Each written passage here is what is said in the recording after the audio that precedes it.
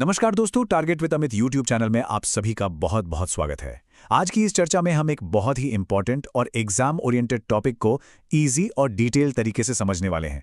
ये टॉपिक न सिर्फ आपके एग्जाम के लिए ज़रूरी है, बल्कि कॉन्सेप्ट क्लियर करने के लिए भी बहुत इंपॉर्टेंट है। आज हम बात करेंगे भारतीय न्याय संहिता यानी बीएनएस की, और उसकी सबसे फाउंडेशनल धाराओं धारा 1 और 2 को गहराई से समझेंगे। इसलिए इस विश्लेषण को लास्ट तक जरूर देखिए, क्योंकि हर पॉइंट को एग्जाम्पल्स के साथ स्टेप बाय स्टेप एक्सप्लेन किया गया है। तो चलिए दोस्तों, बिना टाइम वेस्ट किए शुरू करते हैं। तो आज का हमारा सफर कैसा रहेगा? सबसे पहले हम बीएनएस का परिचय और उसके कमेंसमेंट को समझेंगे। फिर हम देखेंगे कि ये कानून कहाँ और किस पर लागू होता है, मतलब इसकी एप्लीकेबिलिटी क्या है। इसके बाद हम इसकी कुछ बुनियादी परिभाषाओं को 2 भागों में तोड़कर समझेंगे और अंत में कुछ बहुत ही महत्वपूर्ण न्यायिक मामलों पर भी नजर डालेंगे, जिनसे ये परिभाषाएं और भी साफ हो जाती हैं। तो चलिए सीधे आते हैं मुद्दे पर। बीएनएस की धारा 1, जो कि इसकी पहली धारा है, वो हमें 3 चीजें बताती है: इसका संक्षिप्त नाम, इसका प्रारंभ और इसका लागू होना। इसका पूरा नाम है भारतीय न्याय संहिता, और यही वो बुनियाद है जिस पर यह पूरा का पूरा कानून खड़ा है। अब एक बहुत ही अहम सवाल कि आखिर ये कानून लागू कहाँ होता है और किन लोगों पर होता है। देखिए, किसी भी कानून की ताकत को समझने के लिए ये जानना बहुत जरूरी है कि उसका अधिकार क्षेत्र यानी जुरिस्डिक्शन क्या है और कौन कौन इसके दायरे में आता है। तो चलिए इसे थोड़ा विस्तार से समझते हैं। अच्छा, ये तो हमने जान लिया कि कानून किस पर लागू होता है, पर क्या कोई ऐसा भी है जिस पर यह कानून लागू नहीं होता? ये जानना भी उतना ही जरूरी है। तो सवाल ये है कि भारतीय न्याय संहिता के दायरे से बाहर कौन है? तो बीएनएस कुछ खास पदों पर बैठे लोगों को छूट देता है, जिसे हम एग्जेम्पशन कहते हैं। जैसा कि हम देख सकते हैं, इसमें भारत के राष्ट्रपति और राज्यपाल शामिल हैं, जिन्हें हमारे संविधान के अनुच्छेद 361 के तहत ये सुरक्षा मिली हुई है। इनके अलावा विदेशी राष्ट्राध्यक्ष, उनके प्रतिनिधि जैसे प्रधानमंत्री या मंत्री, राजदूत और दूसरे देशों की सेनाएं भी इसके दायरे में नहीं आती हैं। चलिए एक सिनेरियो सोचते हैं। मान लीजिए कोई अपराध भारत की सरहदों के बाहर होता है और उस अपराध का जो विक्टिम है वो भी एक विदेशी नागरिक है। तो क्या ऐसी सिचुएशन में भारतीय न्याय संहिता यानी बीएनएस को लागू किया जा सकता है?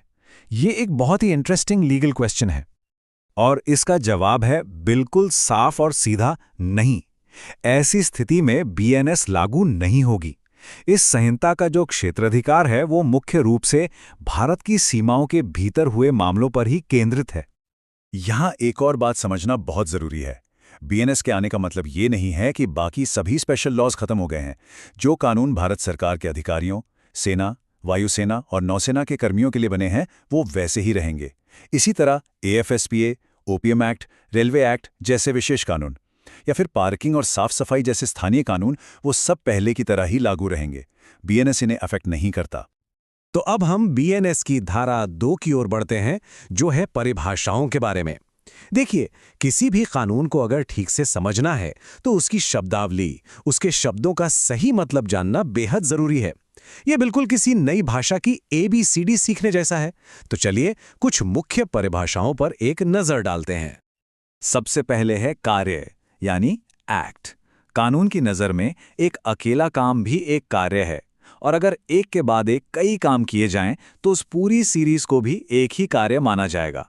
जैसे किसी को 1 लात मारना एक कार्य है, और अगर कोई लगातार 5 लात मारे तो उसे भी कानून एक ही कार्य मानेगा। अगली परिभाषा है जीव जंतु यानी एनिमल की। ये काफी सीधी सादी है। बीएनएस के हिसाब से इंसान को छोड़कर हर जीवित प्राणी जीव जंतु की कैटेगरी में आता है। अब आते हैं एक बहुत ही जरूरी बदलाव पर, बालक यानी चाइल्ड की परिभाषा। ये बात इसलिए खास है क्योंकि पुराने क्रिमिनल प्रोसीजर कोड में इसे साफ तौर पर डिफाइन नहीं किया गया था, लेकिन बीएनएस में इसे पहली बार जोड़ा गया है। तो बीएनएस के अनुसार बालक कौन है? कानून यहां एकदम साफ है। कोई भी व्यक्ति जिसकी उम्र 13 साल से कम है, उसे कानूनी तौर पर बालक माना जाएगा। चलिए अब कूटर रचना या काउंटरफेट को समझते हैं।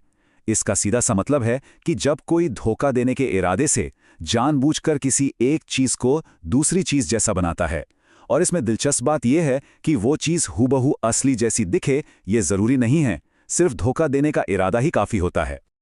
तो किसी भी काम को कोट रचना साबित करने के लिए 4 बातें जरूरी हैं। पहला, वो किसी इंसान द्वारा किया गया हो। दूसरा, उसके पीछे एक क्रिमिनल माइंडसेट यानी गलत मंशा हो। तीसरा, उस मंशा से कोई आपराधिक काम किया गया हो। और चौथा, उस काम से किसी को कोई चोट, कोई हानि पहुंची हो, चाहे वो शारीरिक हो, मानसिक हो या फिर प्रतिष्ठा या संपत्ति को हो। अब बात करते हैं बेईमानी यानी डिसऑनेस्टी की।